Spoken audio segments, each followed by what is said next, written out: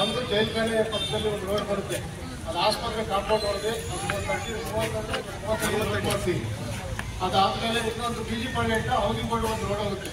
ಅದು ಆಶಾ ಪಲ್ಲವಿಯವರು ಕೋರಿಲಿಗೌಡ ಅವರು ಇಬ್ಬರು ಇದು ಮಾಡ್ಕೊಂಡಿದ್ರು ರೋಡ್. ಅದು ನಾಳೆನೇ ನಿಮಗೆ ಇನ್ನೂ ಒಂದ್ಸರಿ ಹೇಳಿದ್ದೇವೆ ಆಲ್ರೆಡಿ. ಅದು ಹೊಡಿದ್ರೆ ಸುಮಾರು ಸಾವಿರಾರು ಜನಕ್ಕೆ ಅನುಕೂಲ ಆಗುತ್ತೆ ಆ ರೋಡು.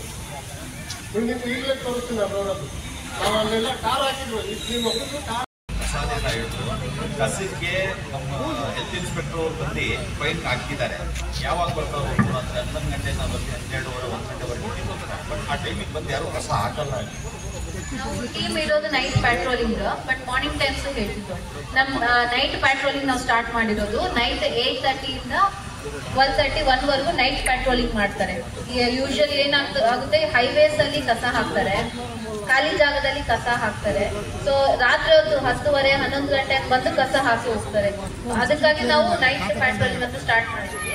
ಬಟ್ ನಿಮ್ಗೆ ಯಾರಾದ್ರೂ ಕಾಣಿಸಿದ್ರೆ ಇಮಿಡಿಯೇಟ್ಲಿ ಫೋನ್ ಮಾಡಿ ನಮ್ಮ ಹೆಲ್ತ್ ಇನ್ಸ್ಪೆಕ್ಟರ್ಸ್ ಅವರಿಗೆ. ಏನ್ ಹೇಳ್ತಾರ ಬರ್ಕೊಳ್ಳಿ ಸರ್. ತಾವು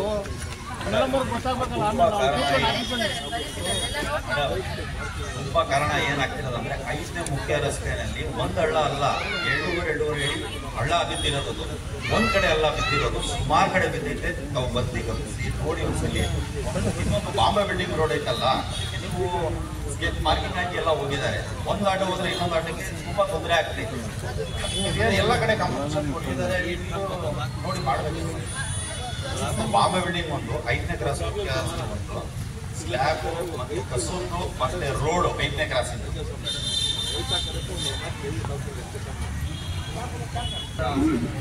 ಟೆಂಡರು ಬಚ್ಚೇಗೌಡ ಅವರಿಗೆ ಆಗಿದೆ.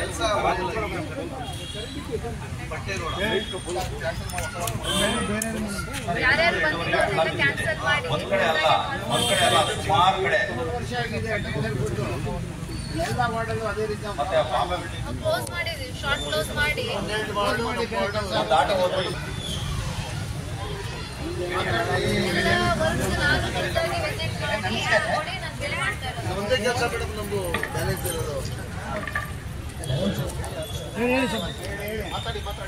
ಬೀದಿ ಬಿಟ್ಟರೆ ನಾಯಿಗಳು ಎಷ್ಟಿದೆ ಅಂತ ಹೇಳಿದ್ರೆ ಒಂದ್ಸಲಿ ಸರ್ವೆ ಮಾಡ್ಕೊಂಡು ಸಣ್ಣ ಮಕ್ಕಳು ಎಲ್ಲ ಓಡಾಡಕ್ಕಾಗ್ತಾ ಇಲ್ಲ. ಎಲ್ಲ ಕಾಮನ್ ಪ್ರಾಬ್ಲಮ್ ಇದೆ. ನಮ್ಮ ಏರಿಯಾದಲ್ಲಿ 2nd ಕ್ಲಾಸ್ 3rd ಕ್ಲಾಸಲ್ಲಿ ಹುಡುಗರು ಇಲ್ಲೇ ಇದ್ದಾಗ ಈಗ ಹೇಳ್ತಾ ಇದ್ರು, ಅಲ್ಲಿ ಅವರು ಮನೆ ಹತ್ರ ಕಸ ಆಗ್ತಾ ಇದ್ದಾರೆ. ಬಟ್ ₹1 ನೀವು ಮಾಡ್ತಾ ಇದ್ದೀರಾ, ಫೈನ್ ಆಗ್ತಾ ಇದ್ದಾರೆ. This is very good initiative. ನಮ್ಮ ಸಾಹೇಬ್ರಿಗೆ ಕೇಳಿದೆ, ಕೌನ್ಸಿಲರ್ ಸಾಹೇಬ್ರಿಗೆ. ಅವ್ರು ಹೇಳ್ತಾರೆ ಯಾರು ಟೆಂಡರ್ ತೊಗೊಂಡಿದ್ರು ಹೋದ್ರು ಅವ್ರಿಲ್ಲ ಅಂತ. ನಿನ್ನೆ ರಾತ್ರಿ ಒಬ್ಬ ಮುದ್ಕ ಬಿದ್ದಿದ್ದು ಕಾಲ್ ಮುರ್ಕೊಂಡವ್ರೆ. ರೋಡು ಬಚ್ಚೇಗೌಡ ಅಂತೆ.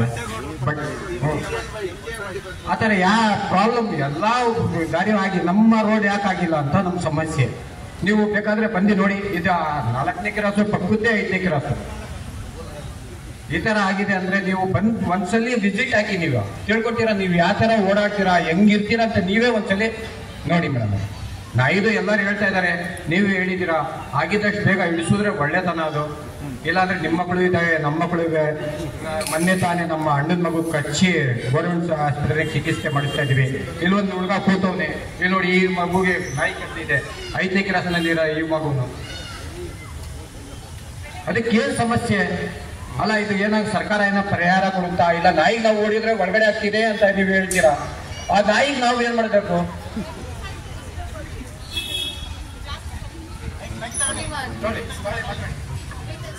ದಿವಸ ಆಯ್ತು ಸ್ಕೂಲ್ಗೆ ಹೋಗಿ ಹಾಕ್ಸೋದಿವಿ.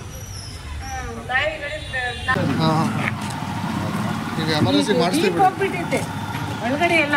ನಿಮ್ದು ಲೈನ್ ಹಾಕಿದ್ದೀರಮ್ಮ? ಇಲ್ಲಿ ಹಾಕಿದ್ದೀರಾ ನಿಮ್ದು? ಈ ಕಡೆ ಹಾಕಿತ್ತು.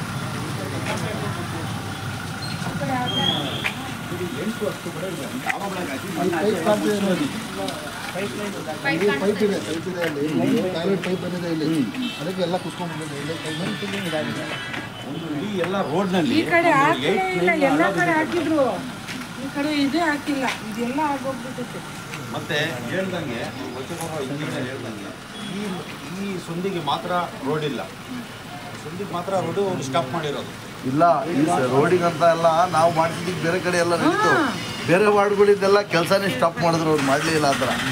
ನಮ್ಮ ವಾರ್ಡಿಂದ ಮೇಡಮ್ 90% ಕೆಲಸ ಮಾಡಿಸಿ 10% ಕೆಲಸನೇ ಉಳಿಸಿರೋದು. ನೋಡಿ ಈ ಕಡೆನೂ ಎಲ್ಲ ಆಗ್ಬಿಟ್ಟಿದೆ ಈ ಕಡೆ. ಇಂಟರ್ನೆಟ್ ಕೇಬಲ್ಗಳು ಮೇಡಮ್ ಅದು ಮೇಡಮ್ ಲಾಸ್ಟ್ ಟೈಮ್ ಮಗಳು 3 ಇಯರ್ಸ್ 4 ಇಯರ್ಸ್ ಅಲ್ಲಿ ತುಂಬಾ ಒಳಗಡೆ ಡೀಪ್